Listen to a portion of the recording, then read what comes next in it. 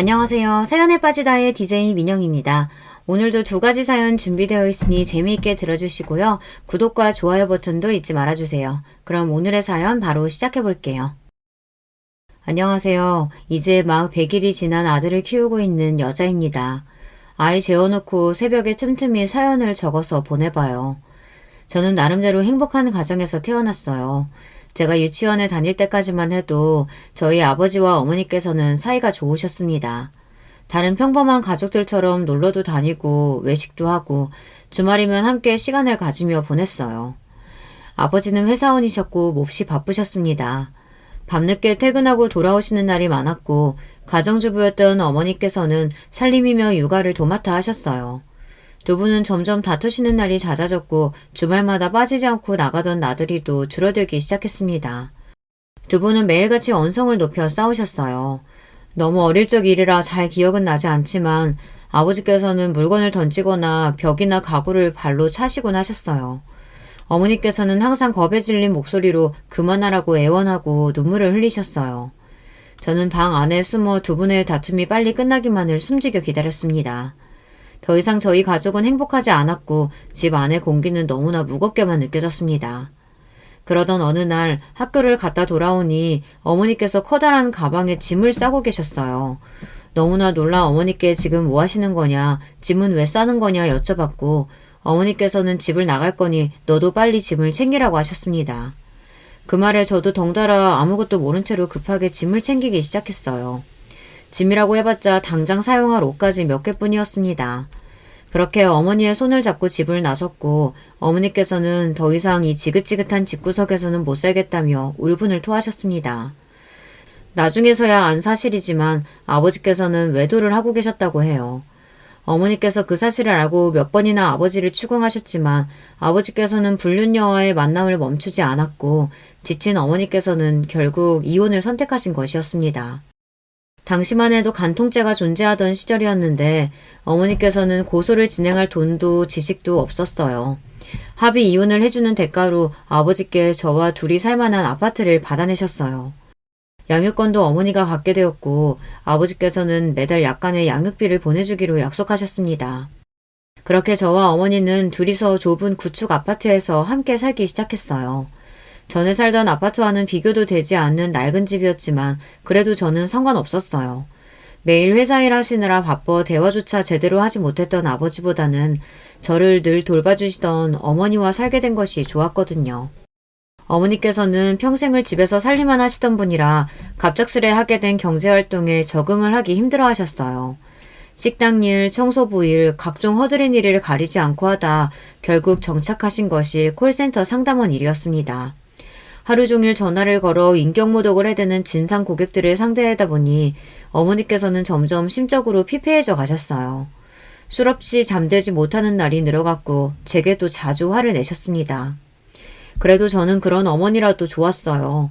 어머니가 제게 욕을 하셔도 손찌검을 하셔도 어머니께 예쁨 받고 싶었고 사랑받고 싶었습니다. 누가 뭐래도 당시 저에게는 세상에서 가장 소중한 사람이었고 기댈 곳이 어머니뿐이었으니까요. 그렇지만 어머니께서는 제게서 행복을 찾지 않으셨습니다. 어느 날부턴가 어머니께서는 집에 자주 남자를 데려오기 시작했어요. 저는 그럴 때마다 방에 들어가 문을 꼭 닫고 없는 사람처럼 행동해야 했어요.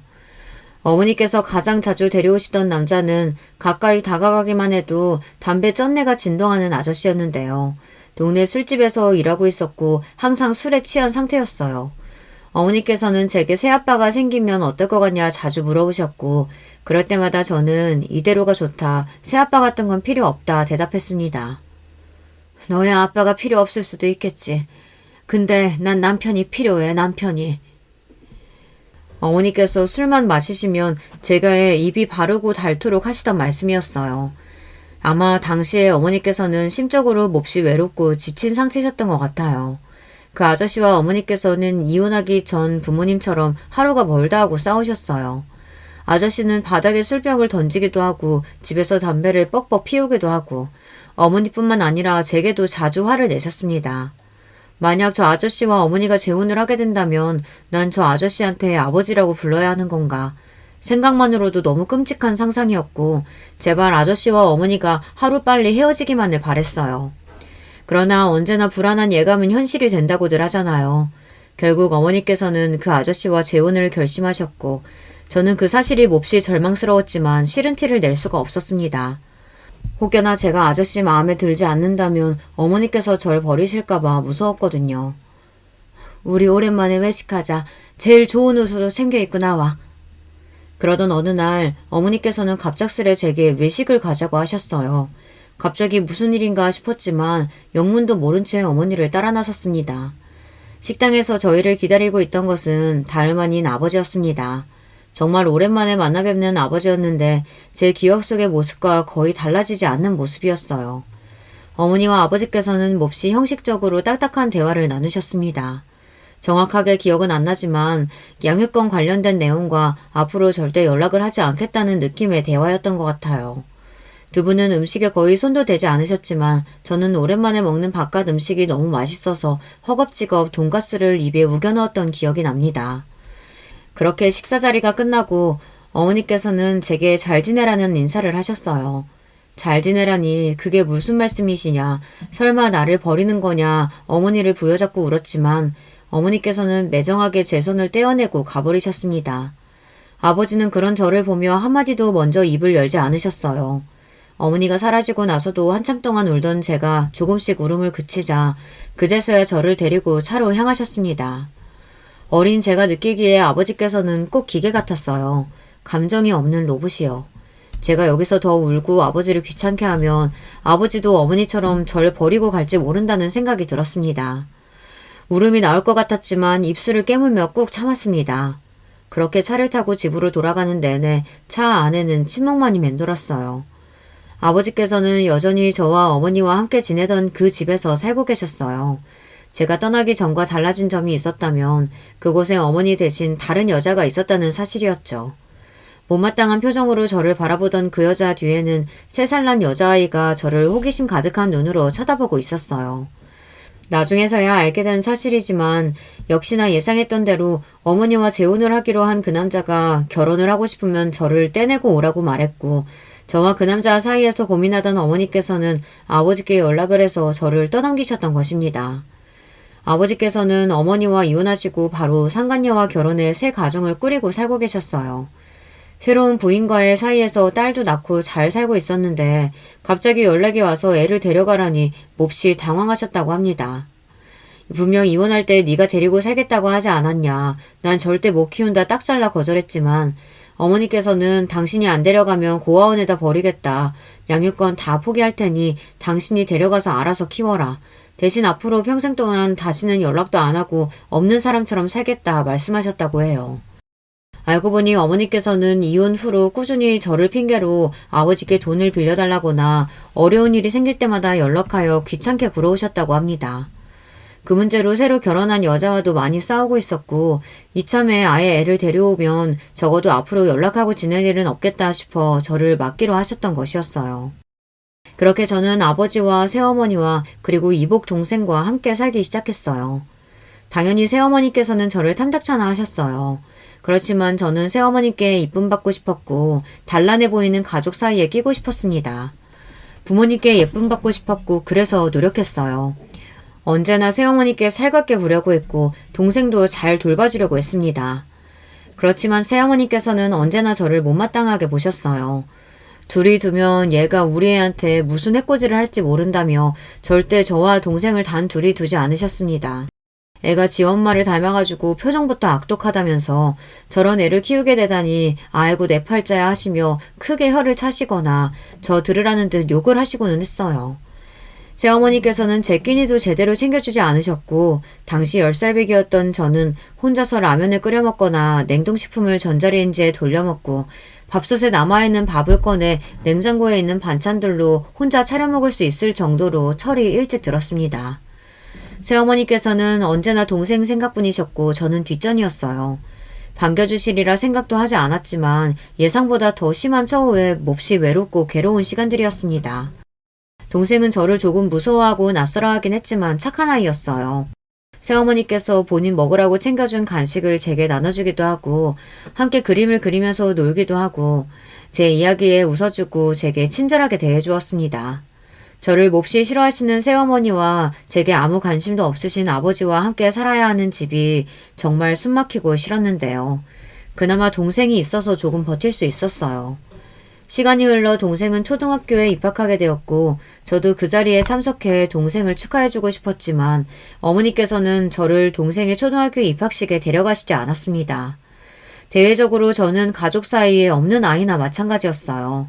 친척 결혼식이나 명절 등 가족 모임에 가서도 저는 항상 구석에 가만히 쥐죽은 듯 아무 말 없이 앉아 있어야만 했습니다. 전 부인이 남기고 간 흔적이었으니 당연히 친척 어른들이 보시기에 예뻐 보일 리가 없었죠.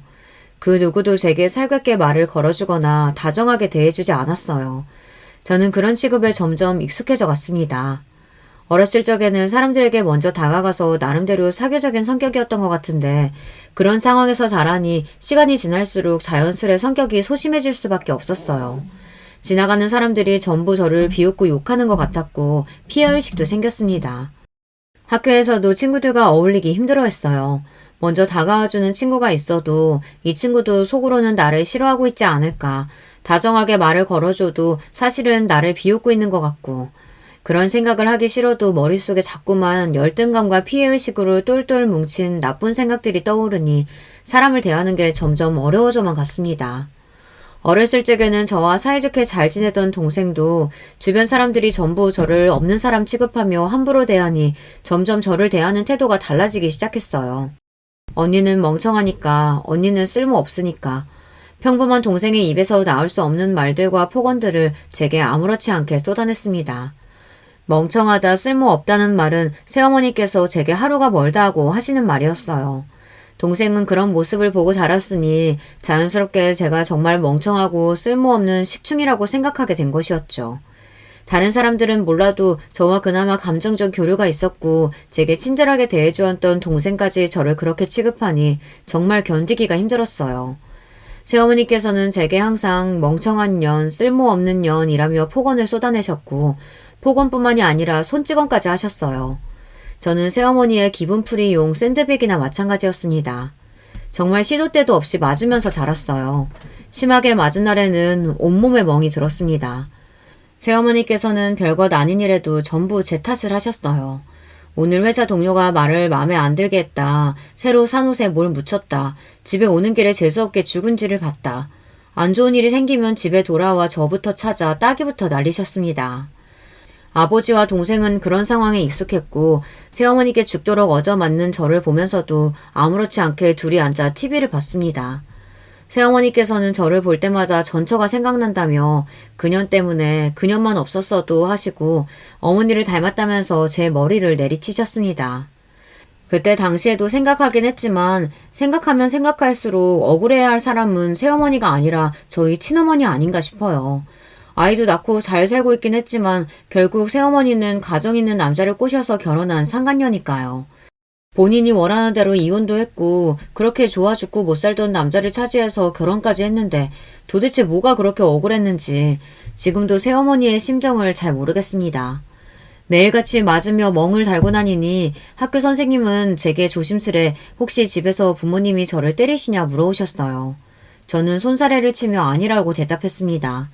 혹시 제가 집에서 맞고 산다는 걸 들키면 집에서 쫓겨나고 시설로 옮겨질까봐 겁이 났어요. 맨날 맞고 살았어도 저는 그 집에 머물고 싶었습니다. 그곳에서마저 쫓겨나면 정말로 세상에 혼자 남겨지는 기분이었거든요.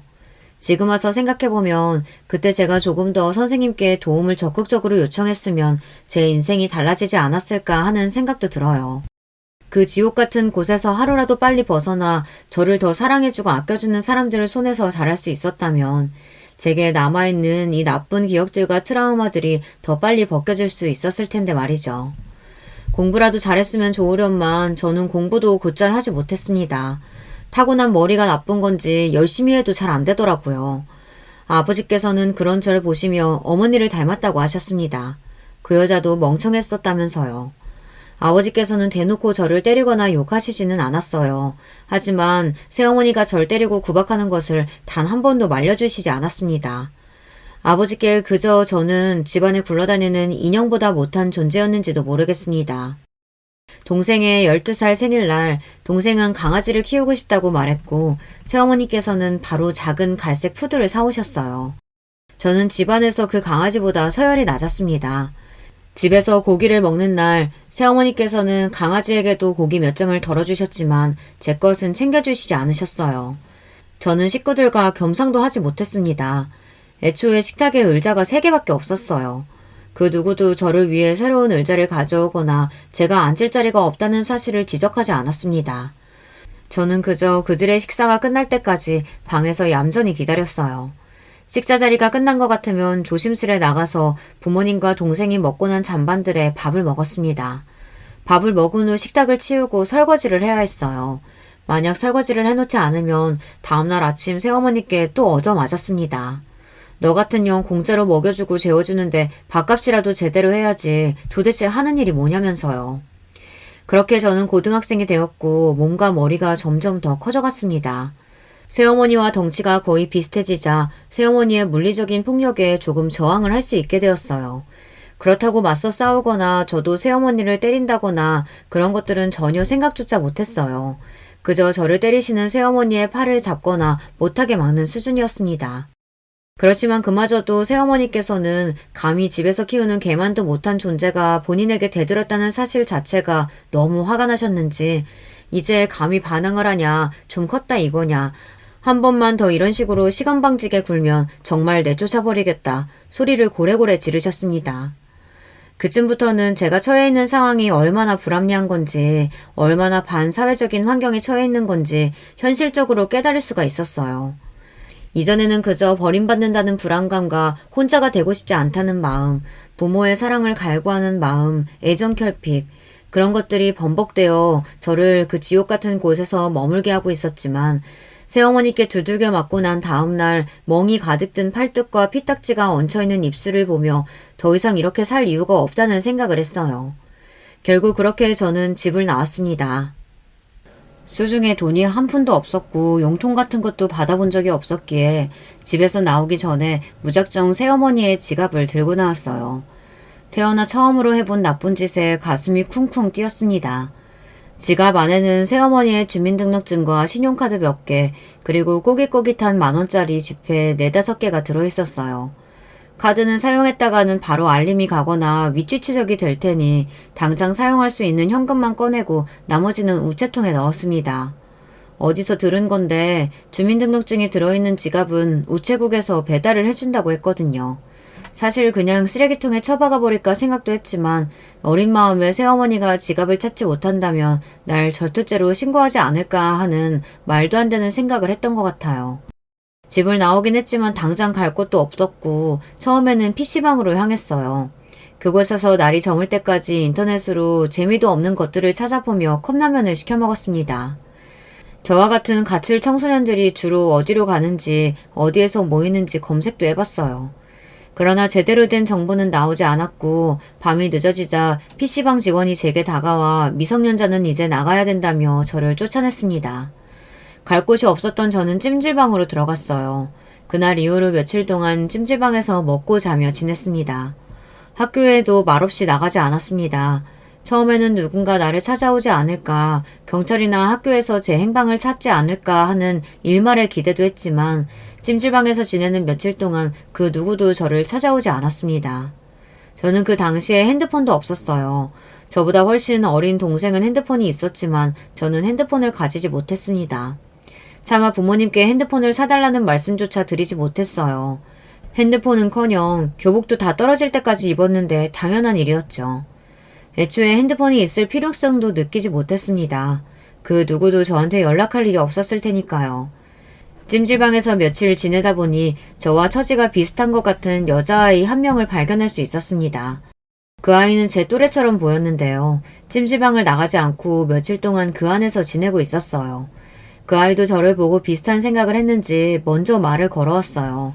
당시 저는 또래 아이들뿐만 아니라 타인을 대하는 것이 몹시 어려웠거든요. 당황하면 말도 심하게 더듬고 남들이 보기에는 어딘가 모자란 애처럼 보였을 수도 있었을 것 같아요. 그렇지만 그 아이는 그런 저를 보고 비웃거나 이상하다 피하지 않았어요. 편하게 이야기를 나눠주었어요. 그 아이는 아버지와 단둘이 살던 아이였는데 아버지가 매일같이 술을 먹고 들어와서 본인을 때렸다고 했어요. 그러면서 제게 팔뚝과 허벅지에 흉터를 보여줬는데 벙뿐만 아니라 날카로운 것에 긁힌 것 같은 상처도 있었습니다. 그래도 성인이 될 때까지는 어떻게든 버텨보려고 했는데 얼마 전에 술에 잔뜩 취해 들어와서는 흉기를 들고 본인을 위협하기에 도저히 이대로는 안 되겠다 싶어서 도망쳐 나왔다고 했어요. 그때 도망쳐 나오지 않았으면 본인은 죽고 아버지는 깜빵에 갔을지도 모르겠다며 웃는데 웃는 얼굴이 웃는 게 아니더라고요. 일단 살기 위해 도망쳐 나오기는 했는데 가진 돈도 없고 어디로 가야 할지 몰라 찜질방에서 지내고 있다고 했어요. 그 이야기를 듣고 저도 제 상처들을 보여주며 제 이야기를 해주었습니다. 모든 이야기를 들은 친구는 어떻게 그런 나쁜 사람이 있을 수 있냐며 본인의 일처럼 화내주었어요. 본인은 어렸을 적부터 어머니가 없이 자라서 어머니에 대한 환상이 조금 있었는데 꼭 모든 어머니가 착한 건 아니구나 하면서요.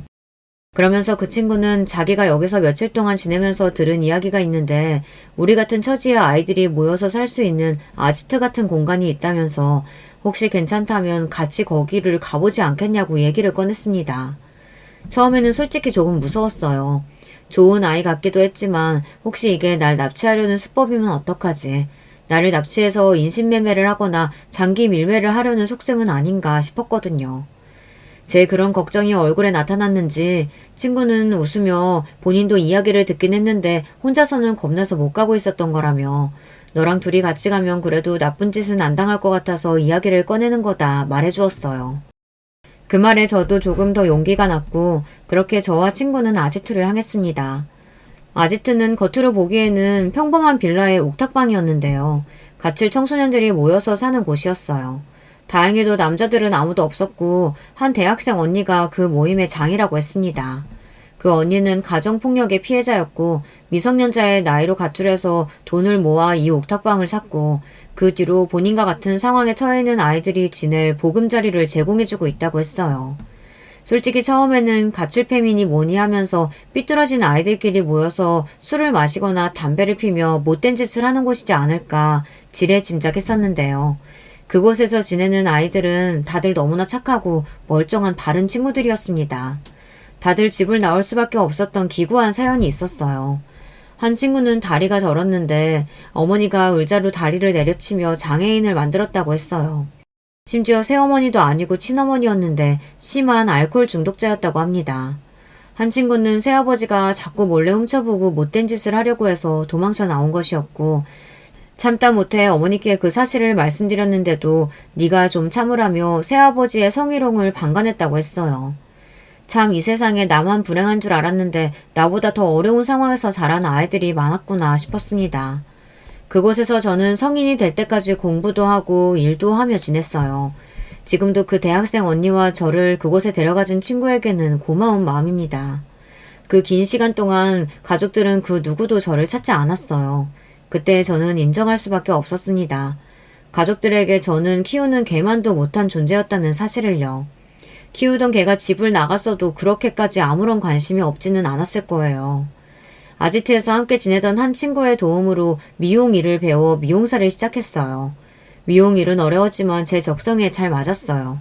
어느 정도 돈이 모이자 아지트에서 나와 자취를 시작했고 그렇게 꾸준히 돈을 모으며 일을 하다 보니 정식으로 미용사 이름표도 달고 다른 사람들처럼 나름대로 멀쩡하게 번듯하게 살게 됐어요. 함께 일하는 미용실 동료 소개로 만난 남편과도 이야기가 잘 통해서 결혼 이야기를 나누게 되었고요. 그렇지만 차마 제가 살아왔던 환경에 대해서는 솔직히 말할 수가 없었습니다. 부모님께서는 이혼하셨고 새어머니께 맞고 자랐으며 집에서는 개만도 못한 취급을 받았다고. 그 사실을 전부 알게 되면 남편이 저를 떠나버릴 것 같았어요. 그래서 저는 거짓말을 했습니다. 일찍이 부모님 두 분 모두 돌아가시고 혼자서 자랐다고요. 남편은 그 이야기를 듣고 얼마나 고생이 많았냐며 이제는 본인이 가족이 되어주겠다고 말해주었어요. 남편을 속인 것 같아 미안하고 찝찝한 마음이 들기는 했지만 당시에는 잘한 선택이라고 생각했습니다. 결혼을 한다고 해서 부모님께 연락을 드리고 싶지도 않았고 남편을 소개시켜드리고 싶지도 않았어요. 알고 보니 남편도 새어머니 밑에서 자란 사람이었어요. 친어머니께서는 남편이 어렸을 때 일찍 이혼하시고 연락을 끊고 산 지 오래였고 10살 때부터 새어머니 밑에서 자랐다고 했습니다. 남편은 남동생이 한 명 있었는데 둘 다 새어머니 친자식이 아니었어요. 새어머니께서는 재혼 후 자식을 낳지 않으셨고 남편과 남동생을 친자식처럼 여기며 키우셨습니다. 새어머니께서는 비록 배 아파 낳지는 않았지만 둘은 가슴으로 낳은 자식이라며 지금껏 단 한 번도 친자식이 아니라고 생각해 본 적이 없다고 하셨어요. 같은 새어머니인데도 이렇게 다를 수가 있구나 싶었고 부모님께서 이혼을 했는데도 이런 화목하고 행복한 가정에서 사랑을 받으며 자랐다니 속으로 남편이 많이 부러웠어요.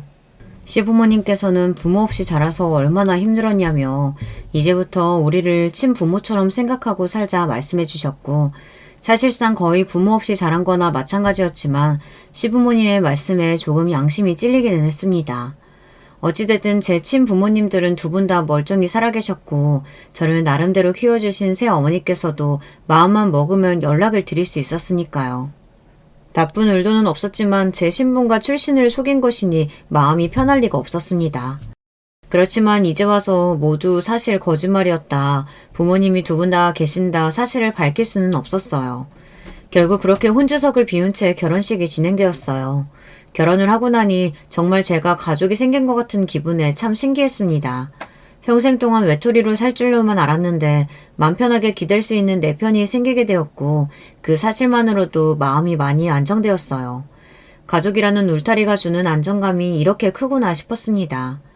그렇게 행복하고 안락한 결혼 생활을 보내던 와중 도련님께서 결혼을 하시게 되었어요. 상대 여자는 저와 동갑이었고 도련님보다 5살 연상이었습니다. 저와 다른 점이 있다면 조건이 몹시 좋은 여자였다는 사실이었어요. 부모가 사업을 하는 부잣집 딸이라고 하더라고요. 본인은 대학원을 나와 공부를 하느라 특별한 직업이 없었지만 나이에 비해 얼굴도 예쁘장하고 관리가 잘 된 느낌이었어요. 공부하느라 지금껏 남자도 잘 못 만났고 도련님과의 만남이 첫 연애라고 하더라고요. 상견례 자리에서 처음 만나게 되었는데 듣던 대로 성격도 몹시 싹싹하고 밝고 사교적인 여자였어요. 소심한 저와는 다르게 첫 만남부터 낯선 사람에게 말도 잘 붙이고 활발해 보였습니다. 그런 동서에게 첫눈에 호감이 갔고 도련님께서 결혼할 여자를 참 잘 골랐다고 생각했어요. 그렇게 도련님의 결혼은 문제없이 착착 진행됐고 무사히 시까지 올렸습니다. 동서는 제가 미용실에서 일한다는 사실을 알고 일부러 미용실을 찾아와 머리도 하고 직원들에게 간식을 쏘기도 했어요. 부잣집 딸이라 그런가 매사에 통도 크고 시원시원한 성격이었습니다. 주변 지인들에게 미용실 소개를 시켜주기도 하고 동서 덕분에 저를 찾는 손님이 꽤 많이 늘었어요. 그런 동서에게 참 고마운 마음이었습니다. 함께 살던 친구를 제외하고는 마땅한 또래 친구가 없었던 저는 동서와 빠르게 사이가 가까워졌어요. 나이도 동갑인데다가 관심사나 취향도 놀랄 정도로 비슷해서 함께 맛집을 찾아다니거나 카페를 다니며 수다를 떨고는 했습니다. 저와 동서는 얼마 지나지 않아 완전히 단짝이 되었어요. 대화도 잘 통했고 매일같이 하루가 멀다 하고 만나며 붙어 다녔습니다. 남편은 동서랑 언제 그렇게 친해졌냐며 신기하다고 할 정도였어요. 가까이 지낼수록 동서는 성격도 화끈하고 정말 친구로서 좋은 사람이었어요. 저보다 본인 형편이 더 넉넉하니 밥도 잘 샀고 입이 떡 벌어질 정도로 비싼 선물도 자주 사주고는 했습니다. 저도 그런 동서에게 직접 만든 반찬을 가져다 주거나 좋은 물건이 들어오면 꼭 하나씩 빼서 챙겨놨다가 동서에게 건네주고는 했어요. 동서는 정말 다 좋은 사람이었지만 한 가지 단점이 있다면 질투가 좀 심했습니다. 지나가는 예쁜 여자들을 보며 흉을 보는 것이 일상이었어요. 저 여자는 코 했네, 눈을 했네, 들고 있는 가방이 짝퉁이네. 도련님 주변의 여자들도 다들 하나같이 싸 보인다느니 뒷담화를 했습니다. 본인보다 조금이라도 더 잘나 보이는 사람이 있으면 까내리기 급급했습니다. 지금 와서 돌이켜보면 동서 눈에 제가 모든 면에서 동서보다 모자랐기에 저와 그렇게 친하게 지낼 수 있었던 것 같아요. 어디 하나라도 동서가 저보다 못한 면이 있었다면 제게 그랬듯 다른 사람에게 저를 질투하며 뒷담화를 했겠죠. 그저 작은 단점이라고 치부하기에는 조금 큰 문제였지만 당시에는 친한 친구가 생겼다고 생각해서 동서 비위 맞추기 급급했던 것 같아요. 혹여나 제가 말 한마디 잘못해서 동서 기분을 상하게 하거나 사이가 어색해지고 싶지는 않았거든요. 그렇게 동서와 가까이 지내던 어느 날 저는 술을 잔뜩 마시고 그동안 숨겨왔던 제 가정사를 동서에게 이야기하게 되었어요. 새어머니께 가정폭력을 당하고 가출해 가출 청소년들과 모여 살았던 이야기. 어머니 아버지 둘 다 멀쩡히 살아계시는데 시댁 식구들에게 고아인 척 속이고 있다는 이야기. 누가 들으면 그것 좀 속이는 게 뭐가 나빠서 그러냐 말할 수도 있겠지만 저는 거짓말을 했다는 사실이 계속 마음에 걸렸던 것 같아요. 계속해서 누군가에게 털어놓고 싶었는지도 모르겠습니다. 모든 이야기를 들은 동서는 본인의 일처럼 몹시 안타까워하며 너무 힘들었겠다. 그래도 그동안 잘 버텼다. 비밀은 지켜줄 테니 걱정하지 마라. 저를 다독여줬고 저는 그날 이후로 동서에게 더 깊은 친밀감을 느끼게 되었습니다. 그 뒤로도 저와 동서는 꼭 붙어 다녔어요. 꼭 든든한 지원군이 생긴 것 같다고 생각했습니다. 어려운 일이 생기면 털어놓기도 하고 서로 정말 친한 단짝 친구처럼 소중한 존재라고 생각했어요. 하지만 그런 생각은 저 혼자만의 생각이었던 것 같아요. 동서가 변하기 시작한 것은 제가 동서에게 임신 소식을 알렸을 때부터였습니다. 저와 남편은 결혼하고도 꽤 오랫동안 아이를 가지지 않았었어요. 저는 결혼하기 전부터 아이를 갖는 것에 부정적인 입장이었습니다. 제가 자라온 환경 탓에 좋은 부모를 보고 자라지 못했으니 저 스스로가 좋은 부모가 되어 아이를 잘 키워낼 자신도 없었고 사랑을 잘 해줄 자신도 없었어요.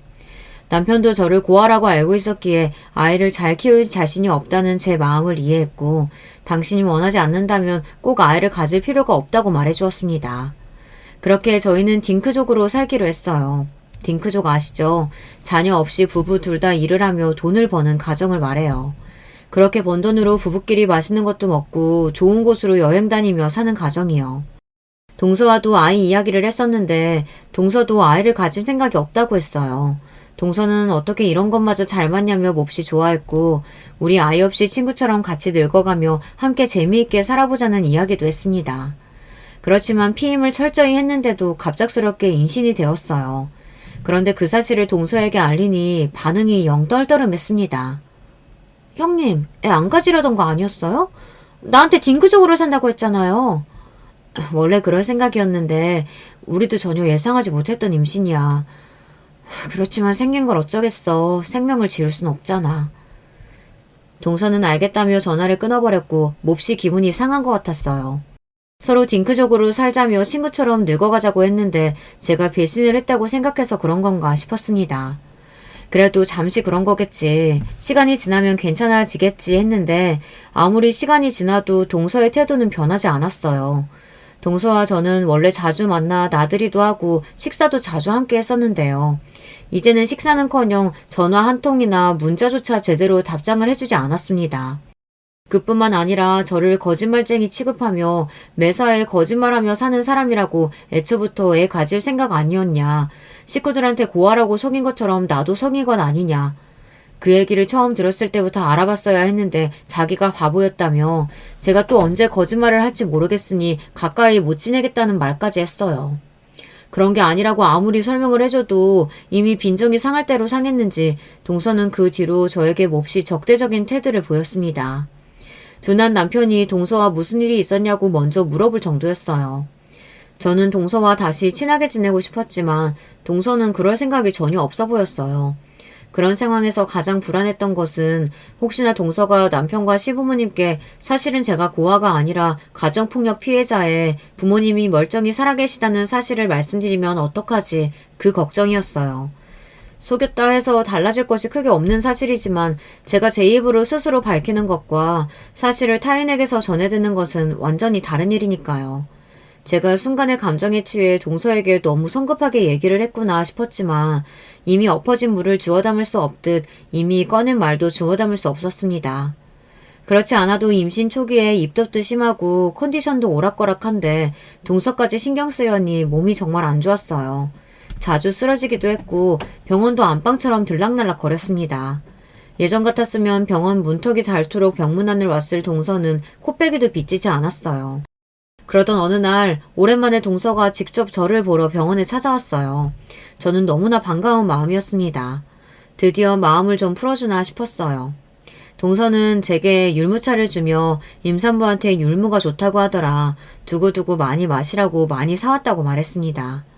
선물을 받으니 그동안 동서에게 서운했던 마음이 눈 녹듯 사라지는 기분이었어요. 동서도 같이 한잔하고 조금 있다 가라고 동서를 붙잡았는데 동서는 바쁘다며 선물만 놓고 사라졌고 혼자서 율무차 한 잔을 끓여 먹으려던 참이었습니다. 당신 지금 뭘 마시는 거야? 그거 율무차야? 병실 안으로 들어서던 남편은 놀란 얼굴로 제게서 컵을 빼앗아 들었어요. 왜 그러냐고 묻자 남편은 이거 정말 율무차냐고 재차 확인하더니 이걸 왜 먹고 있냐고 묻더라고요. 그래서 동서가 방금 와서 선물해줬다. 임산부한테 율무가 좋다고 하더라 말하자 남편은 기가 차다는 표정으로 율무는 임산부가 피해야 할 음식이라는 사실을 말해주었습니다. 너무 놀라서 그럴 리가 없다. 동서가 기껏 날 생각해서 사준 선물인데 당신이 잘못 알고 있는 거 아니냐 되물었지만 정말 율무는 임산부가 먹어서는 안 되는 음식이었어요.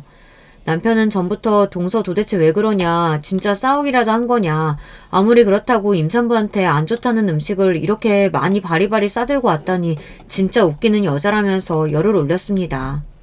전 그런 남편에게 동서가 일부러 그랬을 리 없다. 아마 헷갈렸던 걸 거다. 애써 동서 편을 들어주었어요. 그렇게 얼마 뒤 동서에게 전화가 왔고 율무차는 잘 먹고 있냐고 물어보길래 임산부한테 율무가 안 좋은 거라더라. 동서가 잘 모르는 것 같아서 말해준다고 하니 동서는 몹시 당황스러워하며 바로 전화를 끊어버렸어요. 그때 느낌이 좀 이상하더라고요. 그 뒤로 배가 점점 불러왔고 가족 행사 등에 참여해도 임산부에게 일을 시키는 사람은 없었습니다. 원래 저와 동서가 둘이 나눠 하던 일들이 전부 동서 차지가 되었어요. 저는 동서와 계속 잘 지내고 싶었지만 동서는 저를 몹시 미워했습니다. 그런 동서의 눈치가 보여 일어나 일을 하려고 해도 식구들 모두 저를 뜯어말렸어요. 동서 혼자 일하는데 어떻게 그러냐, 뭐라도 돕겠다 말씀드리면 시아버지께서는 임산부는 그래도 되는 거라며 제 편을 들어주셨습니다. 그러면서 동서에게 힘들겠지만 아이 태어날 때까지 네가 고생 좀 하라며 이야기를 건네셨고 동서는 알겠다고 대답은 했지만 뭐라도 씹은 표정이었어요. 차마 시부모님께 대들 수는 없으니 동서의 화는 전부 저에게 돌아왔습니다. 동서는 그 뒤로 계속해서 저에게 시비를 걸어왔어요. 거짓말쟁이라 그런지 뻔뻔하게 앉아있는 것도 잘한다면서 애초에 이러려고 애 가진 거 아니냐, 일하기 싫어서, 형님 애는 형님 닮아서 뻔뻔하겠다. 한 번만 더 본인 비위를 거스르면 거짓말했다는 사실을 시부모님에게 전부 말씀드려 버리겠다. 저를 협박하기도 했어요. 동서 때문에 너무나 스트레스가 심했어요.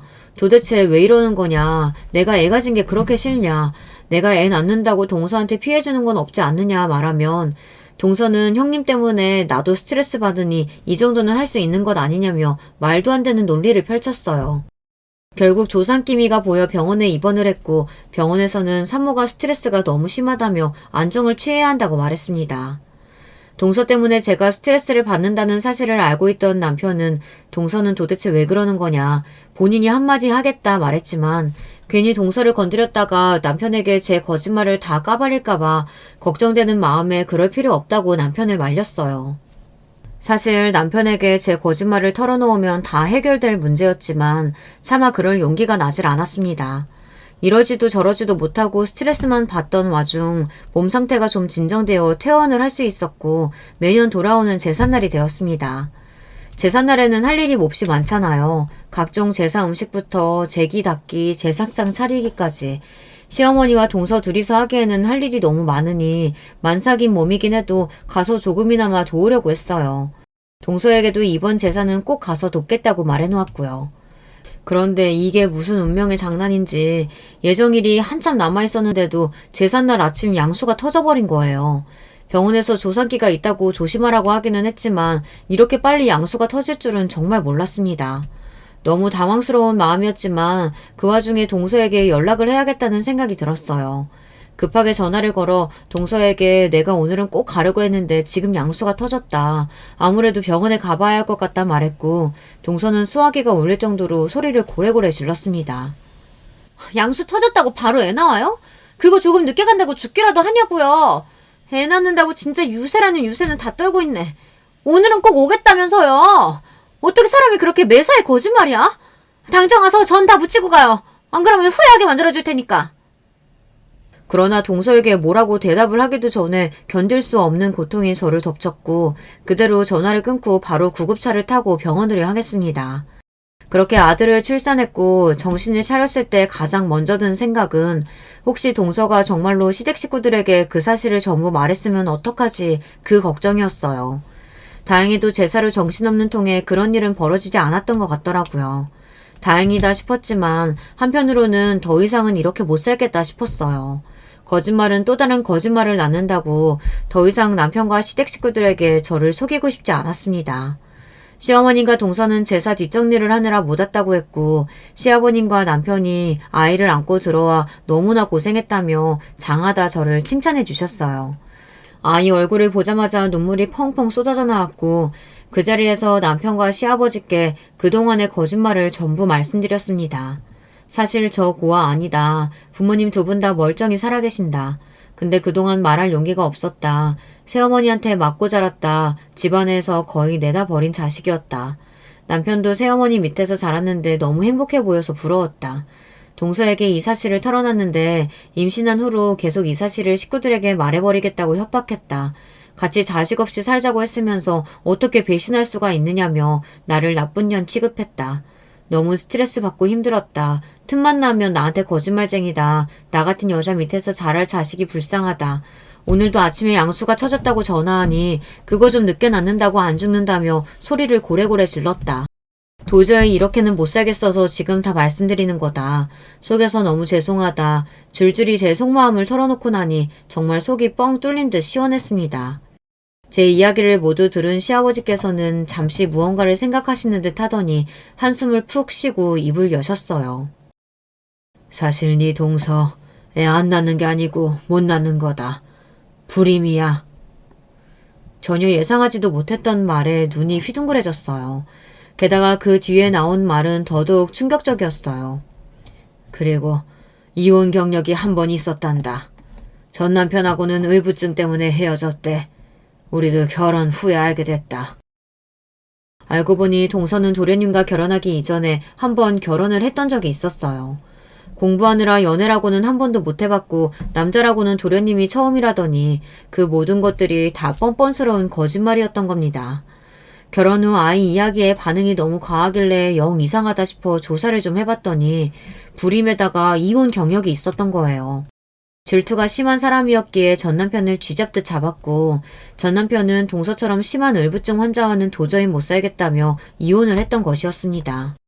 모든 사실을 알고 난 도련님께서는 당연히 이건 사기 결혼이다, 이혼하겠다 선언했지만 동서는 도련님의 바지가랑이를 잡고 매달리며 제발 용서해달라, 당신을 너무 사랑해서 그런 거다.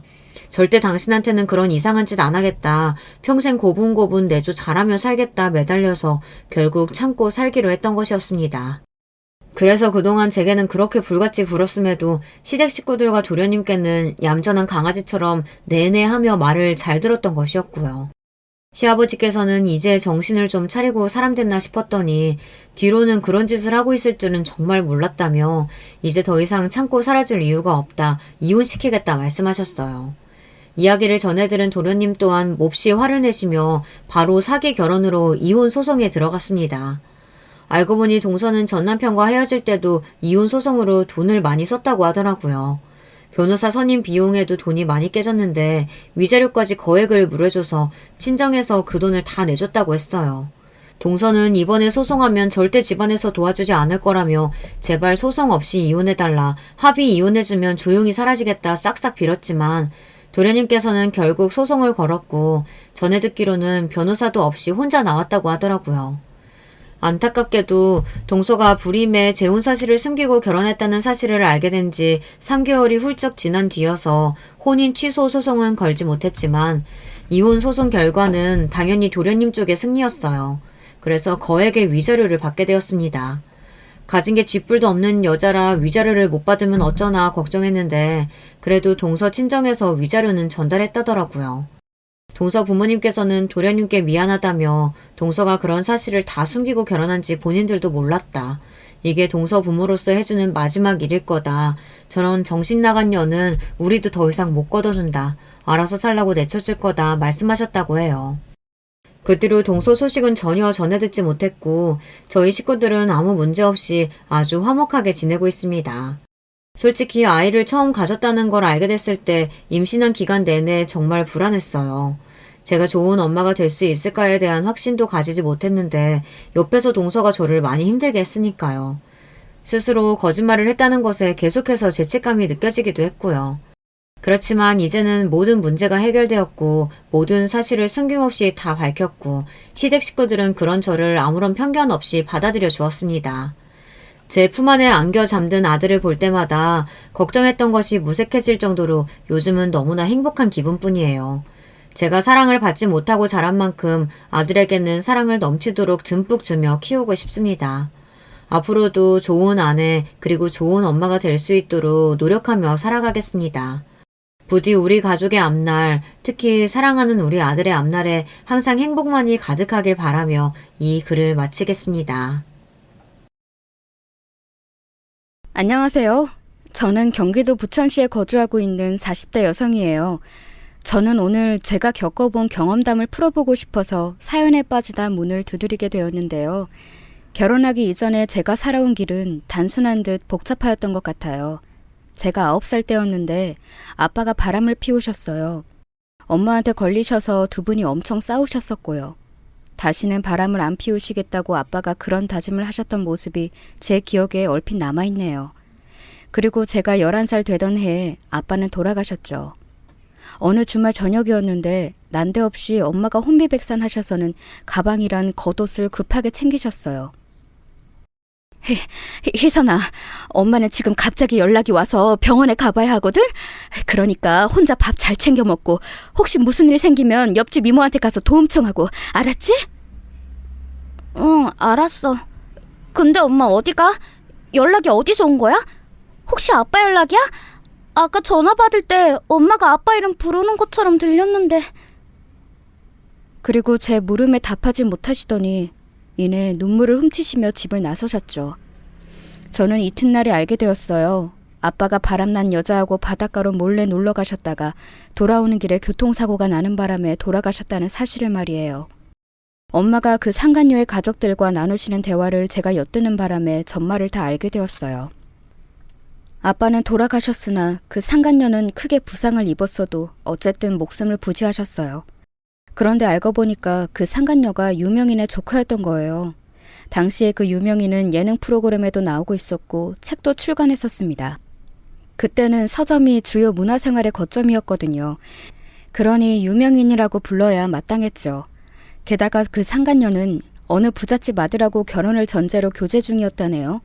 그런 와중에 유부남하고 바람을 피웠던 겁니다. 상간녀의 가족들은 엄마에게 이러한 추문을 외부에 발설하지 않는 대가의 비용으로 거액을 제시하셨어요. 엄마는 어린 자식인 저를 생각해서 그 돈을 받으셨습니다. 왜냐하면 이틀 정도를 제 얼굴 빤히 보시면서 제 머리를 가만히 쓰다듬거나 꼭 안아주셨거든요.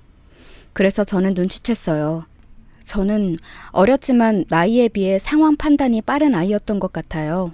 엄마에게 이런 소리를 했으니까 말이죠. 엄마, 이거 아무한테도 말하지 마. 돈 생겼다고. 이제 돈 많다고 그런 얘기 절대로 아무한테도 하면 안 돼? 당연하지, 우리 딸. 엄마가 어디 가서 이런 얘기를 하겠어? 안 그래? 엄마 가족한테 할 수 있잖아. 나는 외가 친척들이 절대로 이걸 몰랐으면 좋겠어. 그러면 우리 돈 다 빼앗으려고 할 거니까. 희선아, 네가 어떻게 그런 생각을... 아니다. 그만큼 이 엄마가 너에게 신뢰를 주진 못했다는 뜻이겠지. 그래, 알았어. 엄마가 우리 딸이 하자는 대로 꼭 따를게. 당혹스러워 하시던 엄마였지만 곧 수긍을 하셨죠. 외삼촌이 저희 집을 등쳐먹으셨다는 거 저는 진작 알고 있었어요. 그것 때문에 제가 학교 입학했던 직후에 거짓고로 하고 다녔다는 건 역시도 말이죠. 그리고 외할아버지 외할머니께서는 외삼촌 편이셨어요. 또한 언제나 큰이모한테는 아들만 둘 낳은 기특한 효녀, 시댁에서 사랑받을 며느리 이런 식으로 표현을 하셨는데 저희 엄마한테는 딸년 하나 덜렁 낳고 처량하게 산다라는 식으로 힐난하셨어요. 그러신 분들이 저를 기특해 하실 일은 없었죠. 희선이 저것은 기집애가 눈 똑바로 뜨고 어린 것이 할 말 다 하는데 벌써부터 싹수 노랗구나. 커서 뭐가 될는지 벌써부터 걱정이야. 기집애가 저러면 안 되는데. 부모가 교육 못 시키고 있는 탓이 큰 게지. 그렇고 말고. 상대가 자기를 좋아하는지 싫어하는지 어린 아이들도 그 진심을 다 알고 구분해요. 그래서 저는 외가 사람들이 저를 얼마나 못마땅해 하고 안 예뻐하는지 다 인지하고 있었습니다. 늘 그렇게 저희 집을 향해 툴툴 대셨던 분들이 저희 집이 가장 만만했는지 어느 날 외할아버지께서 질환으로 쓰러지셔서 갑자기 수술하게 되었을 때 가장 먼저 저희 집에게 손을 벌리시더라고요. 엄마는 이런 말씀까지 하신 적이 있었어요. 나는 내 집안 식구들 때문인지 네 아빠가 바람 피우고 밖으로 놔두는 것에 그리 떳떳하게 따지질 못하겠다는 기분이 들 때도 있었어. 내가 오죽 식구들 때문에 마음고생을 많이 했으면 그런 기분까지 들었을까. 하지만 친가 쪽은 완전히 콩가루 집안이라서 뿔뿔이 흩어져 사는데 그나마 제사를 챙기는 신용이나마 하면서 헌신하는 사람은 엄마뿐이었거든요. 그렇기 때문에 저는 바람을 피우셨던 아빠에 대해서는 무조건 엄마의 잘못이 없다고 생각을 해왔습니다. 아빠가 돌아가신 것 너무 갑작스러웠고 그 내막마저 혼란스럽게 짝이 없었지만 어쨌든 저는 엄마가 앞으로는 행복하게 덜 걱정하시면서 사시기를 바랐어요. 그런 마음으로 돈 생겼다는 얘기를 절대 아무한테도 하지 마시라고 당부했던 것이고요. 시간이 흘러 제가 중학교 3학년 때 엄마가 잠깐 어떤 아저씨를 만난 적이 있었는데요. 저는 엄마의 인생이니까 무조건 연애를 하셔도 된다고 생각했어요. 아무 불만 없었습니다. 엄마가 연애를 시작하시고서 얼굴이 점점 펴시는 모습이 보기도 좋았고요. 어쩌면 재혼을 하시게 될지도 모른다고 짐작했었네요. 그런데 몇 달이 지난 후에 재혼 소식은커녕 결별 소식을 엄마가 전해오셨어요. 맥주 한 캔을 비우신 엄마가 한숨을 쉬며 말씀하셨죠. 알고 보니까 그 인간이 내 돈을 노리는 거였더라. 그 인간에게 다른 여자가 있었어. 그 여자랑 통화하는 소리를 엄마가 우연히 엿들어서 알게 된 거야. 찬운이지. 내 등골 빼먹는 즉시 그 여자와 멀리 가버릴 작정이었는데 앞으로 엄마는 사람을 전혀 못 믿고 살 것 같아. 희선아, 너도 아무도 믿지 마라. 우리는 서로만 믿으면서 살자. 알겠지? 알았어, 엄마. 우리끼리 열심히 잘 살아보자. 나 요즘 들어서 고등학교 진학 앞두고 생각이 많아졌어. 공부의 기초를 더 열심히 쌓아둘 걸 후회되더라고. 대학 좋은 곳 가서 좋은 직장 들어가고 싶은데 내가 엄마를 호강시켜주고 싶은데. 지금부터 하면 돼. 엄마가 다 지원해줄게. 이 돈으로 안주할 생각은 추호도 없어. 이걸로는 너 대학 뒷바라지하고 나면 끝일 수 있어. 엄마가 이 다음에 네가 취직 안 해도 될 정도로 정말 열심히 살아볼 거야. 우리 최선을 다해보자. 저는 고등학교 재학 내내 열심히 공부했고 엄마는 주식 공부를 하면서 동시에 작게 미시 대상으로 하는 기능성 옷 사업을 시작하셨어요. 이게 쏠쏠하게 잘 되었고요. 나중에 이게 확장이 되어서 제가 대학 갔을 때는 기능성 신발 사업으로 바뀌어 있었습니다. 그런데 생산 공장 측과 자꾸 마찰이 생겨서 엄마가 스트레스로 그만두셨네요. 탈모에 위경련까지 오셨거든요. 그래도 돈은 꽤 불리셨습니다. 저는 명문대에 가지는 못하였으나 만족할 정도의 급은 들어갔어요. 참고로 저도 엄마처럼 남자에게 대이는 일이 있었거든요. 대학 다니면서 사귀게 된 남자친구였는데 제가 비록 행색으로 티를 내고 다니지는 않아도 집안에 돈은 넉넉하다는 식으로 이야기를 몇 번 흘렸었나 봐요. 그 남자친구는 저에게 뜯어먹을 궁리만 했습니다. 우리 새로 생겼다는 레스토랑 가볼까? 거기 벌써 소문나서 연예인들도 온다는데? 우리는 네 빵빵한 지갑이 있으니까 전혀 걱정 없잖아. 맞다. 나 가지고 싶은 신발 생겼는데 한정판 운동화가 이번에 시중에 풀리거든. 그거 웃돈 주고서라도 꼭 사고 싶어. 네가 구해줄 거지? 응? 이런 거 다 돈이면 해결돼. 당연히 헤어졌고요. 앞으로는 절대 그 누구에게도 돈 이야기는 하지 않으리라고 다짐했죠. 엄마는 주식을 조금씩 하시다가 부동산으로 옮겨가셨어요. 집이 큰 건 의미 없으시다고 작은 월세에 사셨고 구입하신 집은 세를 주셨네요. 저는 대학 졸업을 하고 직장에 다니다 보니 어느 순간 일상에 염증이 왔어요. 주변에 제 또래가 결혼하는 경우를 보면서 진지한 연애가 하고 싶어지기도 했고요. 엄마는 저에게 강조를 하셨습니다. 고학력자, 얼굴값 하는 놈, 이런 거 다 필요 없고 부질없어. 너 좋아해주는 남자면 돼. 벌이가 부족하고 외모가 별로라도 너 하나만 보고 바람 안 피우는 외골수면 그게 괜찮은 남자인 거야. 엄마가 인생의 경험을 바탕으로 해주신 조언, 그걸 염두에 깊게 새기고 만난 상대가 바로 제 남편이었던 거예요. 제가 연하이긴 한데 둘이 1살 차이예요. 마치 동갑 친구나 다름없어서 연애 초반부터 재미있게 지냈어요. 괜찮은 남자를 만나기 힘들 거라고 생각했던 저의 우려를 깨부셔준 게 남편이었어요. 남편 성격이 외향적인 것과는 거리가 멀어요. 그래서 남편이 표현을 대놓고 하지 않아서 답답할 때도 있었는데 허세 부리는 것보다는 나았죠. 저는 성격이 활발한 편이라서 남편이 저랑 있으면 주변이 밝아지는 느낌이라 좋다고 그랬어요. 오빠, 나를 보면서 나댄다, 까분다, 시끄럽다 이렇게 말하지 않고 발랄해서 좋다고 말해줘서 늘 고마워. 내가 진짜 자존감이 바닥을 쳤었는데 오빠 덕분에 회복한 것 같아. 사랑하는 여자가 제잘거리는데 그걸 보고 안 좋게 생각이 들 수가 있어? 나는 그게 오히려 신기한데? 지금까지 단 한순간도 네 언행이 과하다고 생각한 적 없어. 에너지 넘쳐서 항상 보기 좋다고 생각했을 뿐이야. 제가 남편이 너무 좋아서 먼저 결혼 의사를 드러냈고 얼마 후에 남편이 깜짝 프로포즈를 준비하면서 저희의 결혼이 급물살을 타게 되었어요. 남편과 결혼하면 반드시 부가적으로 딸려오는 것이 있었죠. 네, 바로 시댁이었습니다. 시부모님 두 분께서는 별거 하셨다가 합치신 경우라고 했어요. 그것도 한 번이 아니라 2번씩이나요.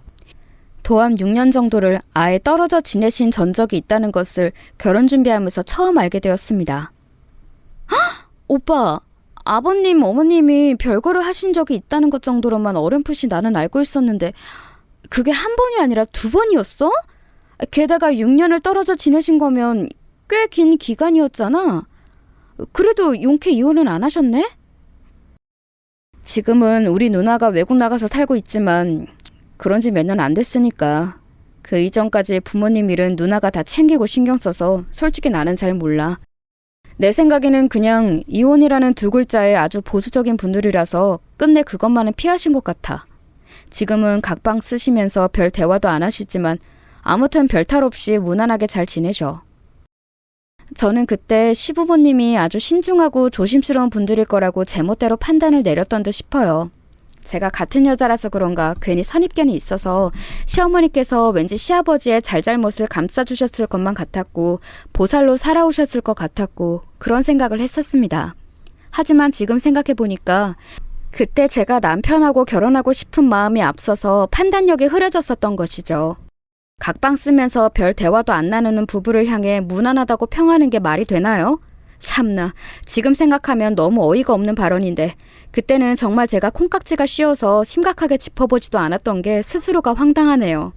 아무튼 저나 남편이나 자취를 하였기 때문에 연애하는 동안 부득이하게 제가 시부모님과의 접점 하나 없이 지내왔다 보니까 그저 남편을 통해 뜨문뜨문 들은 대로 짐작을 할 따름이었죠.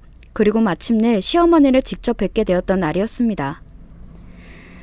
오호! 우리 잘난 왕자님을 누가 데려가나 했더니 이렇게 생긴 아가씨였구나! 사진보다는 인물이 별로 덜하네요.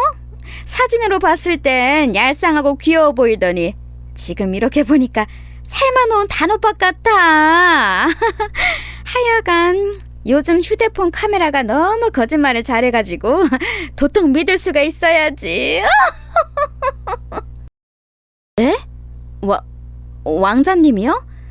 삶아놓은 단호박이라고요? 어머, 너무 그렇게 놀란 표정 지을 건 없는데? 그만큼 정감이 간다는 뜻이에요. 우리 재현이가 그러는데 아가씨네 집안이 아주 정감이 넘친다면서요? 그래서 나도 아가씨 보자마자 정감이 가서 말이나 한번 편하게 붙여봤네요. 아, 그러시구나. 감사합니다. 그런데 저희 집안이 정감이 넘친다는 게 무슨 의미인지 여쭤볼 수 있을까요? 아이고 저런, 고급 은유를 못 알아듣는구나. 집에 돈이 부족해서 정만 있을 것 같다고. 가난한 집들은 서로 지지고 볶고 살게 되어 있으니까 좋게 보자면 정감이 넘치는 거지. 아, 말은 내가 바로 놔도 되지? 너 이름이 뭐더라? 희선? 무슨 희선이니? 본관이 어디니? 네? 저 윤희선인데요. 파평 윤씨이고요. 아, 윤씨. 내가 옛날에 식당 차리기 전까지 중마고우로 지냈던 친구가 윤씨였는데 아우, 얼마나 사람 바가지를 잘 긁어놨는지 모른단다. 결국은 서로 크게 싸우고 돌아섰지. 그 후로 내가 윤씨에게는 별로 좋은 인상이 없지. 그날 너무 얼떨떨할 수밖에 없었던 것이 제가 막연하게 머릿속에서 그려오고 상상해왔던 시어머니의 이미지와 실제 상황은 무척이나 달랐습니다. 제가 너무 당혹스러운 분위기에 압도당한 나머지 할 말을 잃고 있던 그 자리에서 시어머니께서는 구구절절 말씀을 아주 길게 하셨어요. 여자가 결혼하고 나서 지켜야 할 덕목에 대한 내용들이었던 것 같아요. 참고로 시어머니께서는 그때 기준으로 꼬박 13년째 식당을 운영하고 계셨어요. 콩나물 국밥이 주 메뉴인 식당인데 나름 알짜배기로 운영이 잘 되어서 확장 이전을 2번 하였다고 들었습니다. 그런데 주변의 직장인들이 주된 손님층이기 때문에 식당이지만 특이하게 휴무일 하루가 주말에 있어요. 일요일마다 식당이 쉽니다. 그리고 시어머니께서도 평일에만 식당을 거의 나가시고 토요일에는 출근은 안 하세요. 그렇기 때문에 제가 더더욱 연애하면서 그 식당을 가볼 일이 없었던 거예요. 첫 대면 때 제가 솔직히 시어머니의 언행에 살짝 기분이 상했었는데 며칠 후 시어머니의 초대로 남편과 함께 토요일에 그 식당을 갔었어요. 그리고 이때 기분 전환이 됐었죠.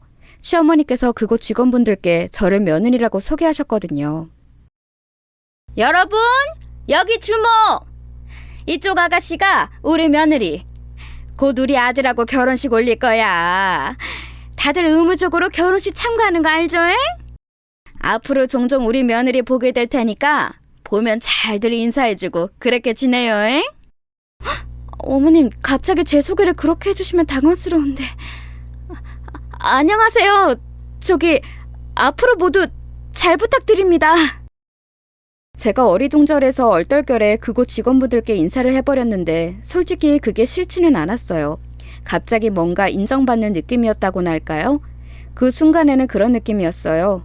일전에는 시어머니께서 되게 무례하고 막말을 쉽게 뱉으시는 분 같아서 기분이 좀 심란했는데 이번에 뵙고 나니까 역시 장사는 보통 기세로 할 수 있는 게 아니다. 식당 운영을 하시다 보니까 기세가 강해지신 것을 내가 무례하신 분이라고 여긴 거구나. 이런 식으로 생각이 바뀌더라고요. 시부모님께서 별거를 하시던 때에 시아버지께서 마련해 두셨던 집이 있었어요. 시댁과 먼 거리의 위치는 아니었고요. 그 당시에 가격이 너무 좋게 나와서 시아버지께서 무리를 하셔서라도 구입을 하셨던 집이었다네요. 생각지도 못하게 저희 부부가 그 집에 들어가서 살게 되었어요. 발단은 남편이 부서 이동을 하게 되면서 다른 지역 사무실로 아예 거점까지 옮기게 되었는데 여기가 그 집하고 멀지 않았어요. 고속도로 타면 20분 안에 갔거든요. 거기에다가 제가 직장에서 새로 오신 상사분 때문에 너무 큰 스트레스를 받고 있었기에 남편하고 의논을 해본 끝에 결혼하면서 제 일을 그만두기로 가닥을 잡았죠. 저는 외주로 일감 받아서 재택으로 근무를 몇 달 하다가 새로운 그 동네에서 사는 게 적응이 다 되고 나면 그곳에서 정식으로 출퇴근을 할 일자리를 구해볼 작정이었습니다. 모든 게 일사천리로 진행되는 것 같아서 좋았어요. 엄마 또한 제가 괜찮은 짝 만나서 결실을 맺는다는 것에 크게 기뻐하셨고요. 우리 딸은 엄마보다도 훨씬 100배 1000배로 더 결혼생활 잘할 거야. 엄마보다 늘 똑똑하고 야무진 딸이었으니까. 우리 희선이 언제 이렇게 다 커서 결혼까지 하게 되었는지 감개무량하구나. 그런데 정말로 결혼 자금을 엄마가 그렇게까지 안 보태줘도 괜찮은 거야? 그럼 당연히 괜찮지. 오빠도 그 회사에서 정년 채울 생각은 절대로 없다고 그랬고 길면 3년 정도 더 다니면서 경력 쌓고 난 뒤에 다른 곳으로 옮겨갈 계획이라고 강조했거든. 우리는 당장에 그 어떤 돈이나 풍요로운 환경 이런 게 필요가 없는 상황이야. 우선 시부모님께서 내어주신 그 집에서 1년 지내보고 그 다음에 변화를 주든지 할래. 결혼하면서 엄마의 도움을 딱히 받지는 않았어요. 저는 직장 다니면서 받은 월급을 꼬박 다 모을 수 있는 조건이었으므로 현금도 꽤 있었고 대출 나오는 것에 걸릴 게 없는 조건이었으니까요. 제가 연애하면서 늘 금전적으로 아쉬워하지 않았으므로 남편은 저희 집에 어느 정도 유복할 거라고 짐작은 하고 있었는데요. 남편이 구체적으로 물어본 적이 없었고 저도 대충 엄마가 예전에 옷이랑 신발 사업하신 적 있다라는 정도로만 알려준 게 다였어요. 물론 엄마의 노후 준비는 다 되어 있으니까 걱정 말라는 언질은 결혼 이야기 나왔을 당시에 다 해주었습니다. 엄마가 사시는 집에 남편이랑 연애하면서 2번 같이 찾아간 적이 있었고요. 저는 그런 시간들을 다 보내왔는데도 남편이 워낙 이런 쪽으로 안 캐물어보고 저 또한 결혼 확정을 짓고 나서야 시부모님에 대해 자세히 알게 되었을 정도로 시댁에 관심 없이 지내왔었으니 좀 안일하게 생각을 하고 말았어요. 예를 들어 시어머니께서 저희 집안을 낮잡아 보실 줄은 몰랐던 것이죠. 결혼식장에서 저희 엄마를 보시고는 시어머니께서 크게 우시셨습니다. 장사하느라 꽤 오래 유행가 담을 쌓고 지내다가 이제 좀 세상 사는 거 들여다보고 사는 저도 사돈보다는 감각이 뛰어나네. 요즘에 한복 대여 같은 게 얼마나 잘 나오는데 세상에나 하나뿐인 딸 결혼식에 그렇게 입고 오셨어요? 시어머니께서는 진심으로 웃겨 죽겠다는 듯 배까지 잡고 깔깔 우시셨는데요. 엄마하고 저는 그냥 잠시 얼어붙어 있었어요. 엄마는 그날 옛날에 외할머니께서 직접 지어주신 한복을 입고 계셨어요. 제가 대학을 재학 중이던 때에 외할머니께서는 돌아가셨습니다. 암이었는데 너무 늦게 발견을 하셨어요. 엄마는 외할머니께 돈 이야기를 밝히셨었죠. 그러자 외할머니께는 조금도 놀라지 않고 미소만 지으셨어요. 그랬구나. 돈이 꽤 있을 거라고 짐작은 했어도 내색은 안 했다. 너에게 미안한 점이 있어서 내가 그랬나 보다. 나에게 돈 쓰지 마라. 그리고 네 아버지, 네 형제들에게도 쓰지 마라. 너는 네 딸에게만 그 돈을 써. 이게 내 유언이야. 죽음에 가까워져 보니 가족 중에 나와 가장 가까웠던 존재가 너였음을 내가 이제야 안다. 나를 용서해라. 생각지도 못한 외할머니의 대답을 들으신 엄마는 오열하셨고 뒤에 서 있던 저도 숨죽여 울었었네요. 엄마의 표현에 따르자면 그 한복은 외할머니께서 엄마에게 선수 주셨던 유일한 선물이나 다름없다고 했습니다. 그러니 하나뿐인 딸의 결혼식에 꺼내 입으셨던 거예요. 비록 최신 디자인이나 색감의 한복은 아니었으나 고상하고 절제된 매력이 있었습니다. 그런 한복을 시어머니께서 한껏 비웃으시니 정말 어처구니가 없었죠. 안사돈께서는 겉으로 보이는 것만 보고 그 가치를 판단하며 평가하시나 봅니다. 저는 저희 딸이 앞으로 자기 시어머니 옆에서 많은 인생의 지혜를 배우는 며느리가 되기를 바라는 입장으로서 지금 안사돈의 언사에 무척 실망하고 말았다는 말씀을 도저히 안 드릴 수가 없군요. 어머, 세상에나 뭐 그렇게 무게를 잡고 말씀을 다 하세요? 저는 그저 사돈께 친근하게 다가가려는 마음에 유쾌하게 가고 싶어서 그렇게 밝게 말씀을 드린 거예요. 뭐든지 지나치면 안 하느니만 못하다는 말을 안사돈께서도 잘 알고 계시리라고 믿습니다. 듣는 이의 기분이 유쾌해야 비로소 그것이 유쾌하다고 표현할 수 있는 게 아닐까요? 그러면 지금 사돈께서는 제가 실언을 했다고 돌려 까시는 건가요? 나 원참 가벼운 농담 하나도 못 드리겠네요. 저러냐. 저는 방금 유쾌하게 말씀을 받아치고 싶어서 일부러 유쾌하다는 단어를 들먹이면서 말씀을 드린 것인데 실언한 건 저인 것 같습니다. 안사돈께서는 제 대답이 전혀 유쾌하지 않게 들리셨죠? 당연하죠. 그렇게 반응하시는데 누가 그걸 듣고 유쾌하다고 받아들이겠어요? 네, 그러시겠죠. 그럼 이제 안사돈께서도 저의 기분이 왜 유쾌하지 않은지 오롯이 이해를 하셨으리라고 믿겠습니다. 엄마의 나긋나긋하지만 분명한 말투에 시어머니께서는 제대로 한 방 먹으셨어요. 순간 한 걸음 뒤로 주춤 물러나시더라고요. 제가 조용하지만 강한 엄마와 꿀먹은 벙어리가 되신 시어머니를 번갈아 쳐다보고 있을 때였어요. 마지막을 장식하는 것도 엄마의 순서였죠. 모쪼록 앞으로 저희 딸 잘 부탁드리겠고 오늘 일정도 잘 마무리 지었으면 좋겠습니다. 이왕이면 유쾌하게요. 그러나 시어머니께서는 점차 얼굴이 붉게 달아오르기 시작하셨어요. 왠지 부끄러움을 느끼신 듯한 모습이었습니다. 더 이상 아무 말씀도 안 하시더라고요. 저는 엄마의 정중함이 정말 멋있다는 생각이 들었어요. 그런데 솔직히 그날 결혼식장에서 왜 시어머니께서 그렇듯 태도를 쉽게 취하신 것인지 저는 알 것 같았어요.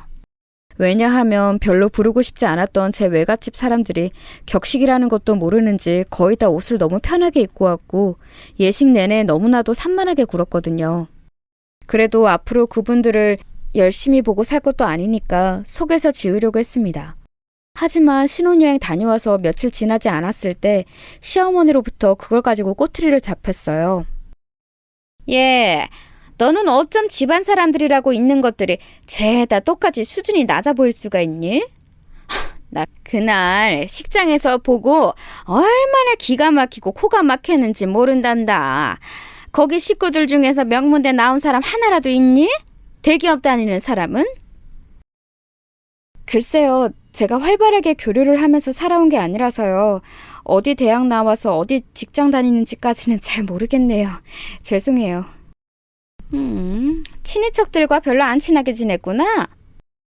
하기사 서로에게 엉겨붙을 만한 건덕지가 딱 봐도 없을 것 같더라. 콩고물이라도 떨어지는 사이여야 한 집안 사람들끼리도 붙어먹을 유대감이 생기는 거야. 그런데 너네는 너랑 네 엄마 딸랑 둘이 전부이고 돈이고 뭐고 내세울 것도 없고 그나마 네가 4년제 대학 나와서 부지런히 취업한 거 하나가 업적이구나. 저는 제가 잘못 들었나 싶었습니다. 이제 회사로 출퇴근을 안 하니까 제가 시간 쓰는 게 여유가 있어서 기껏 시어머니의 식당까지 발걸음을 해보았건만 손에 주전부리 들고 방문한 제 처지가 갑자기 우스워졌어요. 제가 사온 주전부리 꾸러미를 손으로 뒤적거리시다가 시어머니께서 그걸 카운터 뒤편에다가 휙 집어던지시는 걸 보고 제 입이 떡 벌어졌죠. 헉! 어머님, 그걸 왜 던지세요? 저기에 쿠키도 있는데 던지시면 그런 거 다 박살나요. 박살이 좀 나면 어떤다고 그러니? 너도 네 엄마 따라서 있어 보이는 척하며 고상 떨고 싶어서 그래? 네? 갑자기 저희 엄마 얘기는 왜 하세요? 아니 그보다요. 좀 전에 저희 엄마를 향해 네 엄마라고 칭하신 것 같은데 제 귀가 잘못된 게 아니라면 제대로 들은 건 맞죠? 어머님, 저는 사람마다 모두 양면을 가지고 있다고 생각해요. 좋은 면, 나쁜 면이요. 그리고 그 두 가지 면이 융합되는 순간도 있고 그걸 어떻게 볼지는 받아들이는 사람 마음 같아요. 난리 났네. 어디 강연 나가? 연병아, 서른이 왜 이렇게 기니? 본론만 말해, 본론만. 아이고, 내가 너 이럴 줄 알았어. 파평 윤씨라고 할 때부터 뭔가 성격적으로 결함이 있겠거니 싶었지. 파평 윤씨인 거랑 성격이 무슨 상관이에요? 어머님, 저는 지금요, 어머님의 호탕하고 화끈하고 유쾌하신 면모가 두 가지 효과를 만들어내는 것 같다고 말씀드리는 거예요. 그리고 제가 좋게 받아들이면 될 일이지만 저도 사람이기에 매번 그러기는 힘들 것 같다고 미리 알려드리고 싶어요. 그러니까 어머님도 조금만 더 앞으로는 듣는 사람 입장 생각하셔서 단어 선택을 해주셨으면 좋겠습니다. 콩 심은 데 콩 나고 팥 심은 데 팥 난다더니 네 엄마도 딱 보니까 쥐뿔도 뭣도 없으면서 무게감은 있는 대로 잡아대고 목소리 쫙 깔면서 나를 가르치려고 들던데 그 엄마한테서 난 그 딸이구나. 너 내 성질 긁지 말고 오늘 이만 돌아가거라. 열 뻗친다. 시어머니께서 손을 휘두르셨고 저는 화가 나서 손이 약간 떨려올 지경이었지만 티를 내지는 않고 아무렇지 않은 척 꾸벅 인사하고 나왔어요. 그런데 식당을 나와서는 분노의 한숨을 연이어 내쉬었습니다. 역시 첫인상대로 너무 거침없으신 분이었는데 제가 장사하시다 보면 그럴 수도 있지 같은 합리화를 하면서 너무 쉽게 넘겼던 것이 아무래도 패착인 듯 싶었어요. 속에서 갑갑함이 몰려왔으나 결혼생활 초장부터 너무 스트레스 받고 싶지는 않아서 애써 털어버리고자 했네요. 이런 이야기 불행한 결혼생활에 노이로제가 있으신 엄마에게는 절대 하고 싶지 않았고요. 그렇다면 누가 했겠나요? 타지에 와서 의논할 상대란 남편뿐이었죠. 저는 남편에게 있었던 일을 미주알 고주알 다 떠들었어요. 그런데 남편이 밥 먹으면서 제 이야기를 가만히 한참 듣고만 있더니 갑자기 뜬금없는 사실을 밝히지 뭡니까? 내가 이런 이야기를 할까 말까 망설였는데 우리 엄마 말이야. 사실은 내가 엄청 힘들게 설득했었어. 거품 물고 하도 반대를 하시는 바람에 나도 힘들었어. 응? 오빠 그게 무슨 소리야? 어머님을 힘들게 설득했다니? 오빠 지금 설마 우리 결혼 이야기 하는 거야? 어머님이 나를 그토록 반대하셨었다고? 내가 네 이야기를 쭉 드렸는데 결사 반대를 하셨어. 아예 잘 사는 집안에 잘난 여자를 데려오든가 아니면 아예 종처럼 순응하며 고분고분하게 며느리 노릇하고 식당일 도와줄 여자를 데려오든가 양자택일을 하라면서 난리를 치셨지. 잘난 것도 아니고 순한 것도 아닌 여자를 왜 데리고 오냐면서 하등 쓸모가 없다고 하셨어. 그런데 내가 이 여자 아니면 그냥 독신으로 살게요 라고 했더니 마지못해 허락을 하시고는 너 한번 데리고 오라고 하셨던 거야.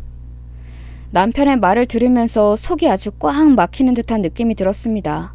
저는 이도저도 아니니까 시어머니께서 얼마나 저를 눈엣 가시로 얄밉게 보셨겠나요? 그러 숨겨진 비화를 알고 나니까 왠지 시어머니께서 느끼고 계실 기분이 뭔지 짐작이 가더라고요. 당신께서는 오랜 부부관계 불화를 딛고 버텨내면서 식당을 차려 성공적으로 운영해오신 멋진 신여성인데 쥐뿌리 개뿌리 아무것도 없는 저희 엄마가 옛날 한복 입고서는 전혀 기죽지 않고서 고상하게 말씀을 하시니까 너무 꼴보기 싫으셨을 거예요. 게다가 저희 외갓집 식구들이 결혼식장에서 행색이며 태도이며 너무 별로였으니 점수는 계속 깎일 수밖에 없었겠죠. 아, 진짜 어이가 없고 답답하네. 근데 오빠는 이런 이야기를 아예 알려주지 말든가 처음부터 알려주는가 했었어야지. 내가 미리 알려준다고 해서 뭐가 달라져? 그런 건 아니잖아. 난 그냥 엄마가 괴팍하게 구셔도 네가 너무 도발적으로 반응하지 않았으면 해서 그런 마음에 지금 알려주게 된 거야. 엄마가 지금은 그러셔도 시간이 좀 지나면 달라지실 거고 너에게도 마음을 여실 테니까 조금만 기다려봐. 상대가 자기를 너무 마음에 안 들어 했다는 전말을 듣고도 아무렇지 않을 수 있는 사람이 몇이나 되겠어요? 일단 저는 아니었어요. 그 이후로 계속 신경이 쓰여서 미치겠더라고요. 차라리 말씀 한마디도 안 하시고 집 밖에서 담배만 피우시는 시아버지가 편하게 느껴질 정도였습니다. 시어머니를 어떻게 대해야 할지 너무 민망하고 어색했어요. 그런데 저의 이런 고민을 눈치채기라도 하신 걸까요? 시어머니께서 저에게 먼저 이런 연락을 해오셨어요.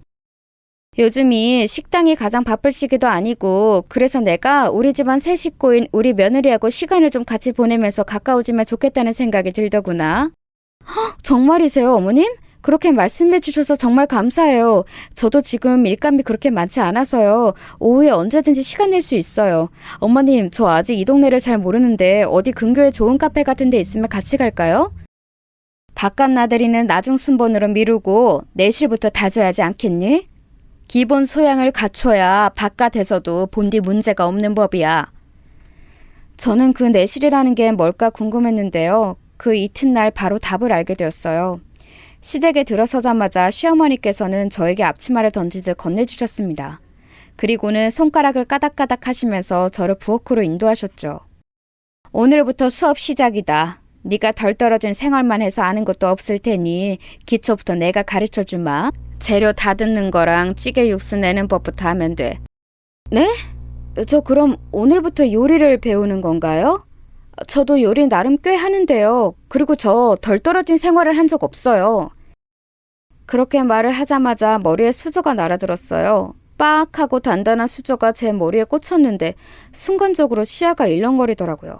난데없이 수저로 맞게 되다니 아픈 것보다 너무 어이가 없어서 시어머니를 멍하게 쳐다봤습니다. 뭘 멍하게 쳐다보고만 있어? 얼른 냉장고 열어서 재료 뭐 있나 그것부터 뒤적거려야지. 이래놓고서는 무슨 털 떨어진 생활을 안 해봤다고 나불거리는지. 너는 네 엄마한테서 주둥이 터는 법만 배웠나 보구나. 어머님, 자꾸 저희 엄마를 그렇게 칭하지 마세요.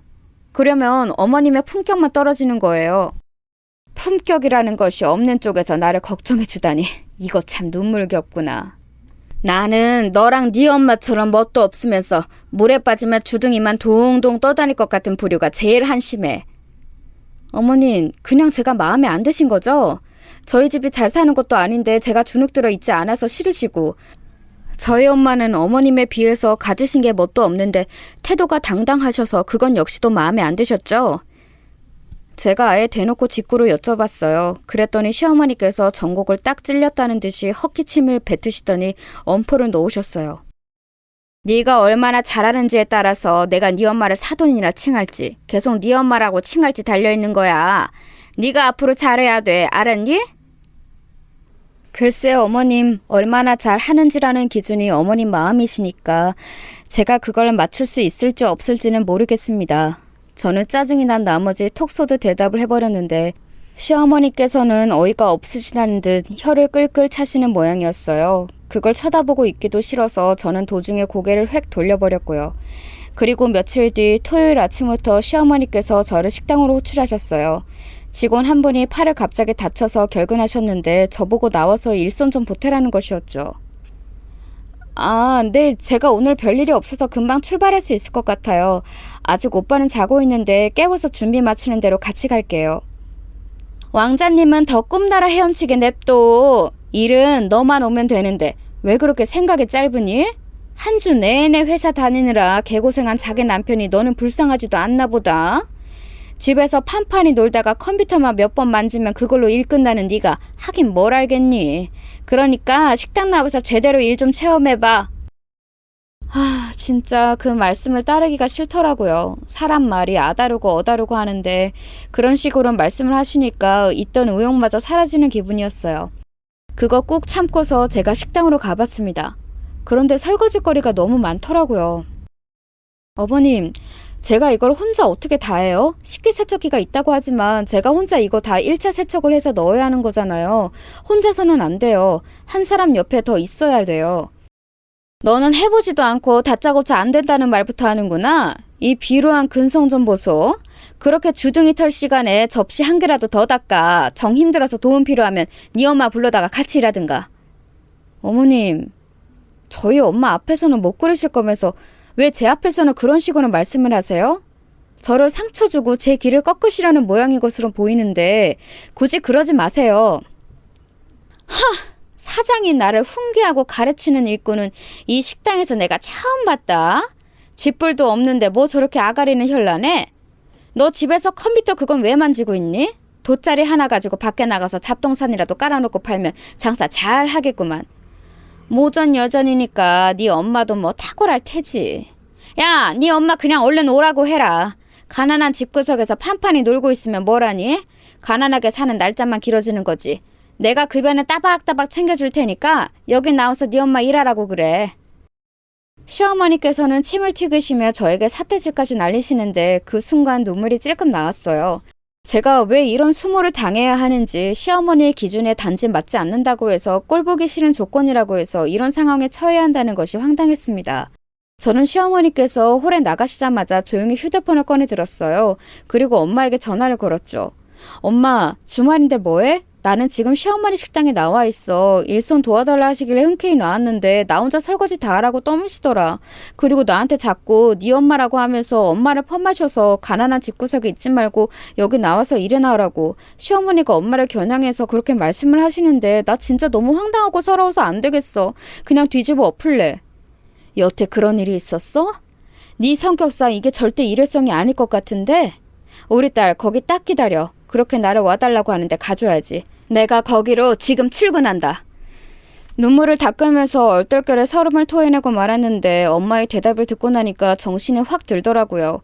지금 이게 어떻게 되는 건가 싶어서 초조해졌습니다. 얼마나 지났을까 시어머니께서 이쪽에 들어와 보셨다가 바로 기함을 하셨어요. 아직 이것밖에 안 해놨냐고 저에게 역성을 내시려던 순간 바깥쪽에서 직원분들이 웅성웅성하는 소리가 들려왔습니다. 그 작은 소란이 이질적이었던지라 시어머니는 걸음을 옮기셨고 저도 뒤따랐어요. 다름이 아니라 식당 앞 출입구 앞에 바로 주차한 때문이었는데요. 그게 문외한이 보더라도 엄청나게 비싼 외제차였기 때문에 모두의 이목이 주목된 것이었어요. 시어머니께서 호들갑을 떠셨죠. 아니 세상에, 이 동네까지 저런 비싼 차가 들어왔어? 돈이 엄청나게 많은 사람인가 보네. 우리 식당에 밥 먹으러 온 모양인데 이게 웬일이니? 차를 조금만 뒤로 빼서 주차해달라고 말해야겠다. 저기, 응? 아니 이게 누구세요? 사돈? 왜 거기에서 내리세요? 안녕하셨어요. 제 차니까 여기서 내리지. 그럼 어디서 내릴까요? 저희 딸아이가 그러는데 저보고 이 식당에서 일을 하라고 강력 권유를 하셨다면서요. 그래서 쇳불도 당김에 뺄 겸 바로 출근했습니다. 출근이요? 아니 그보다 저거 사돈이 모는 차예요? 면허도 없을 것 같이 생기셔서 저런 외제차를 모세요? 돈이 어디 있으셔서요? 저 지금 너무 이해가 안 되고 무척 혼란스러운데 억소리 날 것 같은 저런 차를 대체 사돈이 왜... 잘 보셨네요. 억소리 나는 차 맞아요. 참고로 억소리 5번 정도 납니다. SUV 한 대 뽑고 싶어서 어떤 게 있나 보다가 고르는 게 머리 아파서 그냥 제 형편에 맞는 걸로 뽑았어요. 왕년에 사업 좀 하고 주식도 좀 하고 부동산도 좀 만지고 뭐 이래저래 하면서 살았는데 아직 형편은 이 정도밖에 안 되네요. 자, 그래서 제가 여기서 무슨 일을 하면 된다고요? 시어머니께서는 떡 벌어진 입가를 덜덜 떨고만 계실 뿐 엄마의 말씀에 대답을 못 하셨어요. 저는 이 상황이 통쾌하기도 하고 멋쩍기도 하고 참 복합적인 기분이 들어서 가만히 있었고요. 그런 저를 시어머니께서 천천히 응시하시더니 믿기 어렵다는 눈빛을 보내셨죠. 그래서 제가 결국은 입을 뗐습니다. 솔직히 말씀드리자면 진작에 제가 이런 부분을 밝혔어도 됐겠지만 그러기가 싫더라고요. 자꾸 망설여졌어요. 어머님 정도의 인성을 지니신 분께 섣불리 밝혔다가 제가 괜한 화를 당한다든지 별로 좋지 못한 꼴을 보게 될까봐 염려가 되어서 그랬습니다. 어머님께서 저에게 좋은 모습을 보여주셨다면 저도 진작에 이런저런 집안 이야기를 다 밝혔겠지요. 나 원참 그래서 진짜로 친정이 가난한 게 아니었다고? 억소리 여러 번 나는 저런 차를 형편에 맞춰서 뽑을 정도로 돈이 있다고? 이런... 작정하고 사람을 속여먹다니. 속인 적 없는데요. 결혼할 때 돈 내놓으라고 안 하셨고 돈 얼마 있냐고 안 물어보셨잖아요. 혹시 그래서 제가 집안 형편이 사실은 유복한 게 마음에 안 드시나요? 아니 안 된다는 건 아니고 그러니까 내 말은 아이고 너무 좋은 날씨라 그런가? 아까부터 몸이 좀 덥네. 땀이 나는 것 같은데 햇빛에서 이러지 말고 사돈께서는 안으로 드시죠. 누추한 곳이라서 면목은 없네요.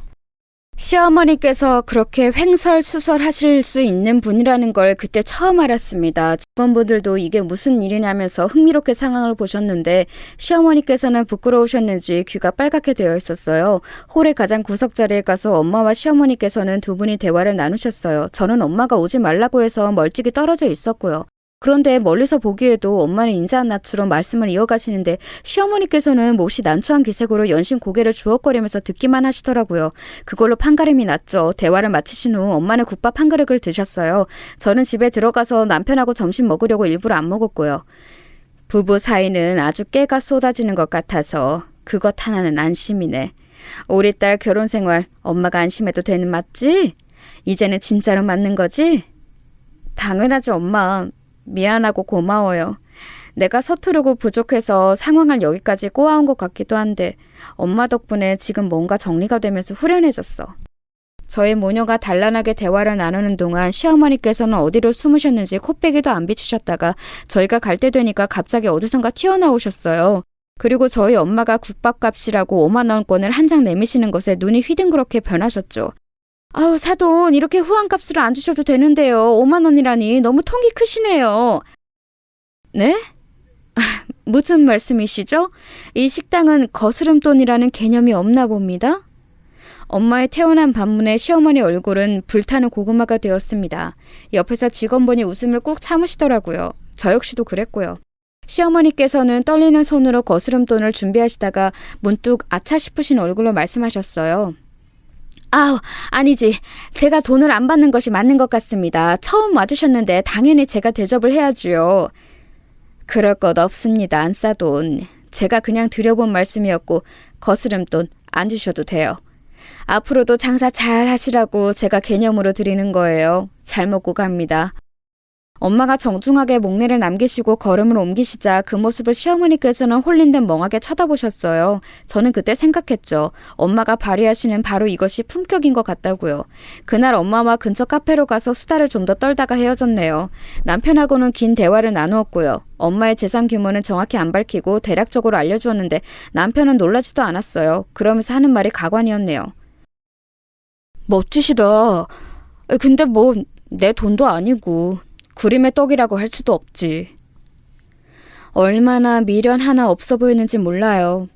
도대체 이런 남자를 그런 시어머니께서 어떻게 낳고 기르셨는지 의문이었네요. 멋대가리는 없는 남자이지만 제가 남편감으로는 잘 고른 것 같아요. 그 이후로 시어머니께서는 저희 엄마를 깍듯하게 사부인이라고 칭하기 시작하였고 휴대폰에 저를 며느님이라고 저장해 놓으셨더라고요. 그 이전에는 원래 며느리였는데 바뀐 거였죠. 그걸 발견하고도 저는 그냥 모르는 척했어요. 그게 편한 것 같아서요. 지금 현재 시어머니와 고부관계가 솔직히 엄청 편하지는 않아요. 그런데 그렇게 되기란 어차피 쉽지 않은 것 같아서 이 정도에 충분히 만족하면서 지내는 중이랍니다.